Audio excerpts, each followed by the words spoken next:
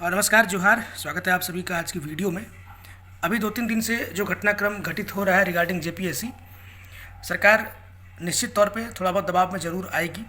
ठीक है, जिस प्रकार का प्रदर्शन हुआ जेपीएससी ऑफिस के सामने, और सबसे बड़ी बात है कि जिस तरह से मीडिया कवरेज इसको दिया जा रहा है, और बाकी जो मीडिया है उनसे भी रिक्वेस्ट होगा कि हर कोई इसको कवरेज दे। अगर ये मीडिया में अपनी जगह बनाए रखेगा तो सरकार पे डेफिनेटली प्रेशर क्रिएट होगा, प्रेशर बिल्ड होगा।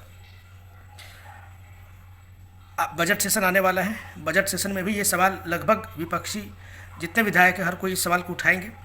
एक संवैधानिक संस्थान है और आप उसमें एक चेयरमैन नहीं दे पा रहे हैं, तो ये छोटी मोटी बात नहीं है।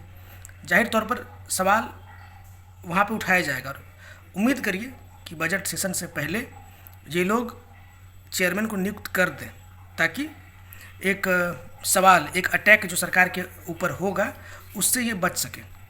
ठीक है, और मैया सम्मान योजना तो है ही, ये तो इनको जनवरी वाला किस्त हर हाल में देना है, फरवरी का भी देना होगा, क्योंकि बजट सेशन में अगर ये ऐसा नहीं करते हैं तो विपक्ष बिल्कुल हावी हो जाएगी मैया सम्मान को लेकर के। ठीक है, तो सरकार अपने तरफ से, मुझे लगता नहीं है कि विपक्ष को इतने सारे हथियार देगी कि आइए और आप मेरे ऊपर अटैक करिए।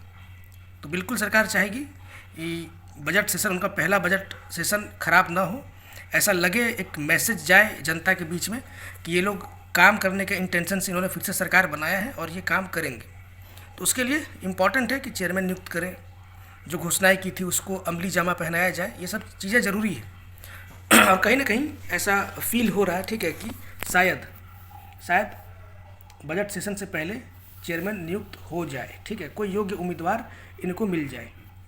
और अगर नहीं होता है किसी भी कारणवश, अगर बजट सेशन से पहले ये लोग चेयरमैन अपॉइंट नहीं करते हैं, तो फिर आप ये मान करके चलो कि सरकार बिल्कुल भी जेपीएससी और जीएसएससी जैसे मुद्दे को टच करना ही नहीं चाह रही है। ठीक है, अभी उनका इस पर 1% भी ध्यान नहीं है।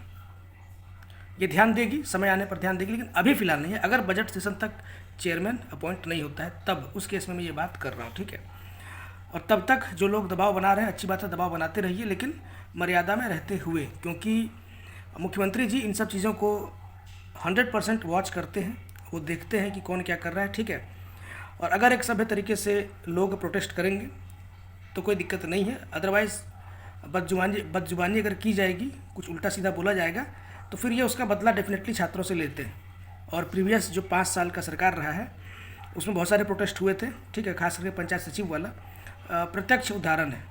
ठीक है, तो मुख्यमंत्री जी से रिक्वेस्ट करिए, बात करिए, उनको मनाने का प्रयास करिए। अब आप में से कुछ लोग बोलेंगे नहीं हम ये करेंगे, वो करेंगे, प्रेशर क्रिएट करेंगे, हम क्रांतिकारी बन जाएंगे, तो ये सब फालतू की बात है, कुछ होने जाने वाला है नहीं।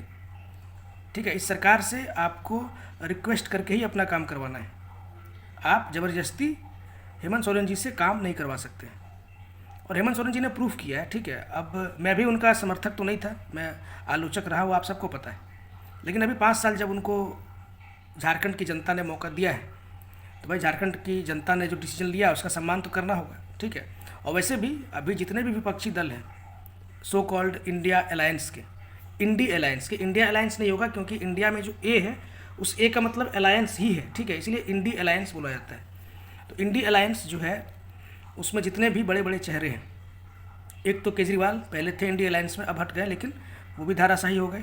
ठीक है, बीजेपी के सामने केजरीवाल जी भी जेल गए थे, हेमंत सोरेन जी भी जेल गए थे, और हेमंत सोरेन जी ने जिनको मुख्यमंत्री बनाया उन्होंने हेमंत सोरेन जी का साथ छोड़ दिया, बट स्टिल इन्होंने अपना किला बचा लिया। आतिशी तो थी आपके साथ, उन्होंने आप पार्टी छोड़ा नहीं, लेकिन फिर भी आप देख लीजिए बीजेपी के सामने उनकी चली नहीं। वही उसी प्रकार का कुछ केस अभी आपको बिहार में भी देखने को मिलेगा, अगर कांग्रेस और आरजेडी का गठबंधन नहीं होता। सुनने में आ रहा है कि कांग्रेस आरजेडी हो सकता है कि अलग अलग लड़े। अगर ये लोग इतनी बड़ी गलती करेंगे तो अगेन वहाँ पे भाजपा और जेडीयू एक बहुत बड़े मार्जिन से जीतेगी और बहुत सीटें आएंगी इनकी। अगर कांग्रेस और आरजेडी साथ लड़ते हैं उस केस में भी पलड़ा जो है भाजपा और जेडीयू का ही भारी है। तो एक और विपक्ष का नेता in the form of Tejashwi Yadav, वो भी धाराशाही हो जाएंगे। राहुल गांधी तो न जाने कितनी बार धाराशाही हुए। ठीक है, उनके पास 99 सीटें अभी फ़िलहाल दिखाने के लिए 5 साल वो उसको दिखाएंगे, लेकिन उसके अलावा हर राज्य में वो पिट रहे हैं। तो 2-3 चेहरे हैं जो बहुत मजबूती के साथ खड़े हैं, उसमें से एक चमकता हुआ ध्रुव तारा हमारे झारखंड राज्य का माननीय हेमंत सोरेन जी हैं। आखिर जैसे भी हो, चाहे सिचुएशन जो भी रहा हो, कारण जो भी रहा हो, बिना काम किए कोई मुख्यमंत्री अगर जीत जाता है तो फिर आपको तारीफ़ करनी चाहिए। ठीक है, आपको ऐसे व्यक्ति की तारीफ़ करनी चाहिए। कुछ तो करिश्माई व्यक्तित्व है हेमंत सोरेन जी का कि लोग उन पर भरोसा करते हैं, ना चाहते हुए भरोसा करते हैं, उनको वोट देते हैं, 5 साल पछताते हैं और फिर दोबारा वोट देते हैं। ठीक है, तो बिल्कुल ऐसे व्यक्ति का सम्मान होना चाहिए, आपको भी करना चाहिए। और झारखंड का भी नाम इससे होता है ना। अभी आप जितने भी मीडिया, बड़े बड़े मीडिया चैनल्स में देखिएगा जो नेशनल लेवल के हैं, इंटरनेशनल लेवल के हैं, जब भी वहाँ इंडी अलायंस की बात होती है तो अब बहुत गर्व के साथ हेमंत सोरेन जी का नाम लिया जाता है, बोला जाता है कि उन्होंने वहाँ पर भाजपा को हराया और बुरी तरह हराया। ठीक है, कांग्रेस का नाम को नहीं लेता है क्योंकि पता है कि कांग्रेस जेएमएम के ऊपर एक बर्डन की तरह है। वो जेएमएम के बदौलत ही कुछ सीटें जीत जाती है, वरना अकेले कांग्रेस का कोई औकात झारखंड में है नहीं। ठीक है, तो ये बातें मैं इतना प्रेज़ क्यों कर रहा हूँ हेमंत सोरेन को, तो प्रेज़ करने लायक व्यक्ति है इसलिए कर रहा हूँ। ठीक है, आप लोग भी करिए, रिक्वेस्ट करिए, उनको मनाइए, और अगर वो कन्विंस हो जाएंगे, उनको लगेगा कि नहीं अब इन छात्रों का हृदय परिवर्तन हुआ है, ये छात्र एक्चुअल में छात्र हैं, ये भाजपा के कार्यकर्ता नहीं हैं, तो हो सकता है कि चेयरमैन नियुक्त हो जाए, कुछ वैकेंसी भी आ जाए। ठीक है, जेएसएससी भी अच्छे से काम करने लगे, तो ये चीज़ें हो सकती है। तो अब ये ओनस जो है छात्रों के ऊपर है, ये आपको प्रूफ करना है। ठीक है, ये आपको प्रूफ करना है कि अभी आप लोग पूरी तरीके से एक छात्र हैं, आपको किसी भी पॉलिटिकल पार्टी से कोई लेना देना नहीं है। रही बात जेएसएससी सीजीएल की, तो वहाँ भी हम सरकार के साथ हैं, तमाम लोग, सरकार से किसी को कोई शिकवा नहीं है। वहाँ एजेंसी ने गलती की है, जेएसएससी ने गलती की है, और हम लोग सरकार से रिक्वेस्ट कर रहे हैं कि आप इन लोगों पे एक्शन लीजिए। ठीक है, आप इनको सपोर्ट मत करिए, आप इनके खिलाफ एक्शन लीजिए। बाकी सरकार से किसी को कोई समस्या नहीं है।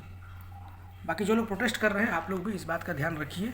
ठीक है, मर्यादा नहीं लांघनी है। अगर आप लोग मर्यादा लागेंगे तो डेफिनेटली समस्या सबको होगी। जो काम अभी होने वाला है वो फिर डिले हो जाएगा।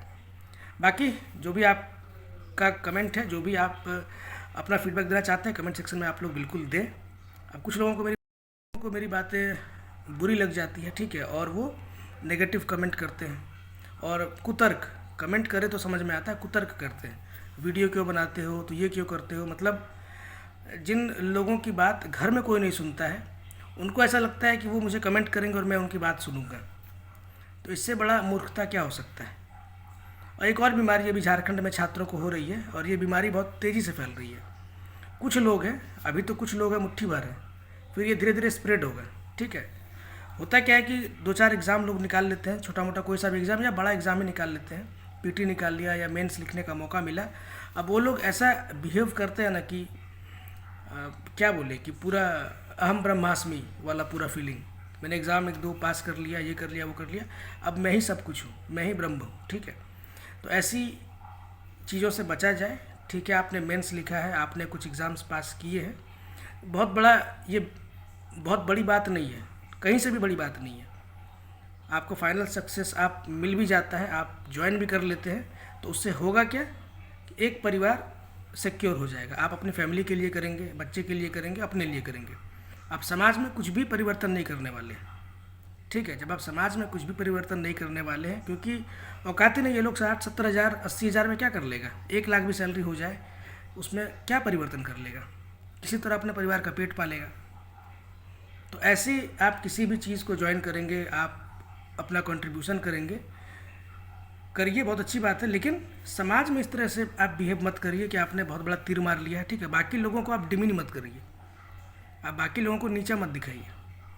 कुछ लोग हैं, पता नहीं क्या उनका थॉट प्रोसेस है, और मुझे लगता है कि एथिक्स वाला जो पेपर है वो इधर 1 डे एग्जामिनेशन में भी लागू करना चाहिए।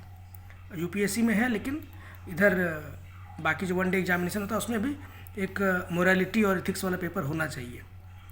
लोग अजीब टाइप से बिहेव करते हैं कुछ लोग, मतलब मैं बोलूँ ना, हास्यास्पद है। अरे बहुत सारे लोग ऐसे हैं जो एग्जामिनेशन देते भी नहीं हैं। ठीक है, और अगर दे भी रहे तो किसी कारणवश उनका पास नहीं हो पा रहे, नहीं निकाल पा रहे, लेकिन उनका आईक्यू लेवल कहीं से भी आपसे कम नहीं है। उन लोगों की सोचने और समझने की शक्ति भी आपसे किसी भी स्तर पर कम नहीं है, और समाज को वो लोग कहीं ना कहीं आपसे ज़्यादा कंट्रीब्यूट भी कर रहे हैं और कर रहे होंगे, आगे करेंगे। तो ये जो एक धारणा बन रही है धीरे धीरे, ठीक है, ये बिल्कुल रुकना चाहिए। मैं देख रहा हूँ कुछ लोग कमेंट में मेंस जेपीएससी वाले खास करके जिन्होंने मेंस लिखा है, अपने आप को अलग ही क्लासीफाई कर रहे हैं कि हम सर्वश्रेष्ठ हैं। तो बहुत गलत बात है, ठीक है। इस तरह का फीलिंग नहीं आना चाहिए मन में। वो जो होता है ना कि फल जिस वृक्ष में पूरा भरा हुआ रहता है वो झुका हुआ रहता है, तो उसको रियल लाइफ में भी उसको इम्प्लीमेंट करिए अपने ऊपर, बेहतर रहेगा। अदरवाइज़ मजाक ही बनिएगा 10 आदमी के सामने में, ठीक है। बाकी मिलते हैं किसी और वीडियो में, तब तक के लिए जोहार, नमस्कार।